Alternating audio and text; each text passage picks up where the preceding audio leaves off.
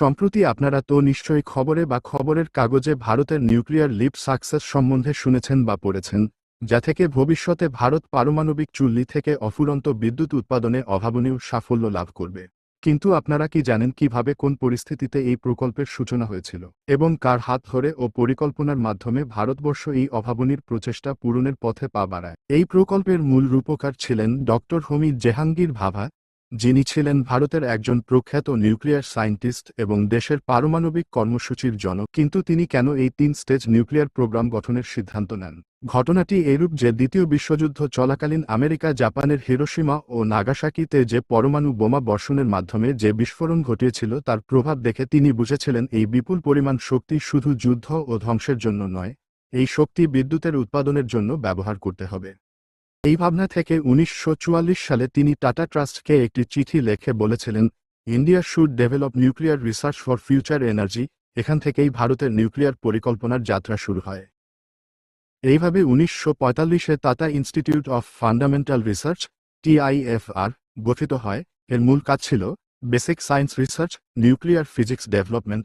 এখান থেকেই Indian nuclear scientist গড়ে তোলার কাজ শুরু হয়।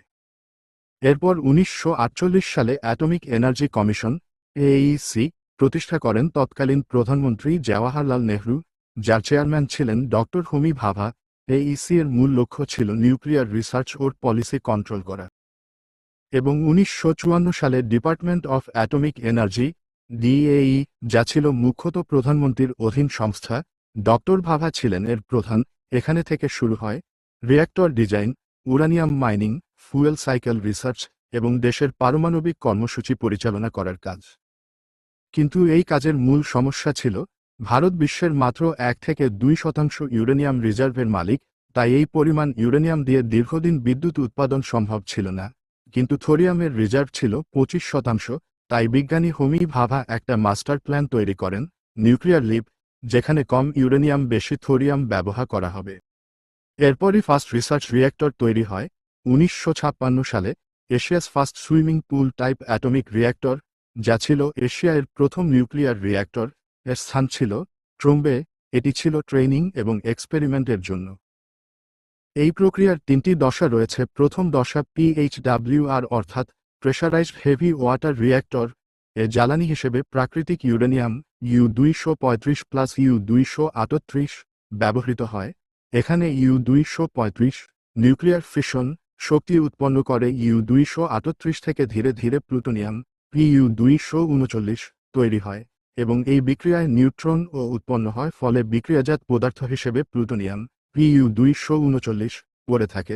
এর ফলে এখান থেকে বিদ্যুৎ উৎপাদন এবং পরবর্তী দশার জন্য প্লুটোনিয়াম তৈরি হয়ে থাকে। এরপর দ্বিতীয় ধাপে ফাস্ট ব্রিডার রিঅ্যাক্টর FBR এ প্রথম ধাপে উৎপন্ন প্লুটোনিয়াম একটি নিউট্রন গ্রহণ করে ভেঙে যায় এবং শক্তি ও 2-3 নিউট্রন উৎপন্ন করে এবং ইউরেনিয়াম 238 নিউট্রন নিয়ে ধাপে ধাপে প্লুটোনিয়াম 239 উৎপন্ন হয়।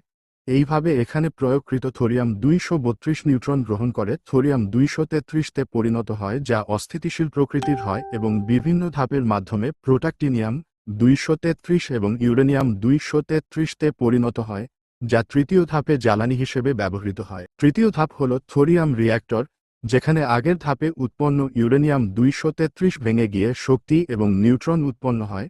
পরে এর মাধ্যমে পুনরায় থোরিয়াম থেকে ইউরেনিয়াম সৃষ্টির প্রক্রিয়া পর্যায় অনুসারে চলতে থাকে এবং এখন বর্তমানে ভারতবর্ষ ইউরেনিয়াম রিজার্ভের দিক থেকে বিশ্বে 61তম স্থান অধিকার করে, যার পরিমাণ 4,33,800 টনস। প্রথম দুয়ে রয়েছে অস্ট্রেলিয়া ও কাজাকিস্তান এবং থোরিয়াম রিজার্ভের দিক থেকে ভারতবর্ষ প্রথম স্থান অধিকার করে, যার পরিমাণ 846 টনস অফ থোরিয়াম এবং দ্বিতীয় স্থানে রয়েছে অস্ট্রেলিয়া ও আমেরিকা এবং রিজার্ভ হল 595 tonnes of thorium.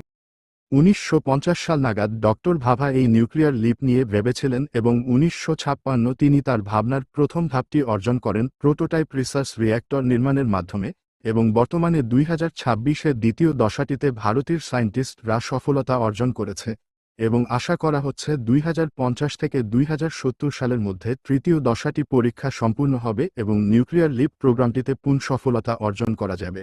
Prototype fast breeder রিঅ্যাক্টরটি Kalpakkam, তামিলনাড়ুতে অবস্থিত। পরিচালনাকারী সংস্থা হল Indira Gandhi centre for atomic research IGCAR এবং 2040 সালের কাছাকাছি ভারত দ্বিতীয় দশায় সম্পূর্ণ সাফল্য পেতে পারে।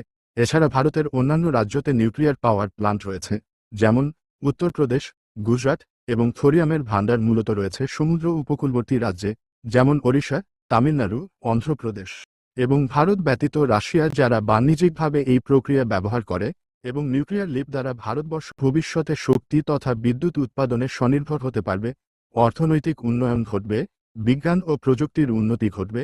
এটি হলো পরিবেশ বান্ধব শক্তি যা জলবায়ুর পরিবর্তন রোধ করবে।